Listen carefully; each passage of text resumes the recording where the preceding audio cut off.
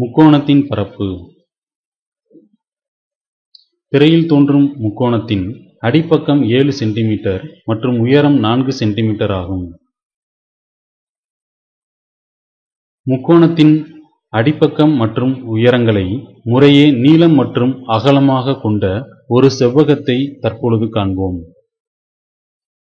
அந்த செவ்வகத்தின் பரப்பு நீளம் பெருக்கல் அகலம் 7 பெருக்கல் 4 28 சதுர சென்டிமீட்டர் ஆகும். தற்பொழுது நமக்கு தேவையான முக்கோணத்தின் பரப்பானது அந்த செவ்வகத்தின் பரப்பில் சரிபாதி ஆகும்.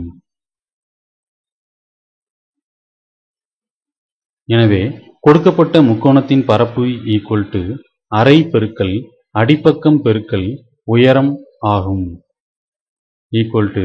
அரை பெருக்கல் 28 14 சதுர சென்டிமீட்டர் ஆகும்.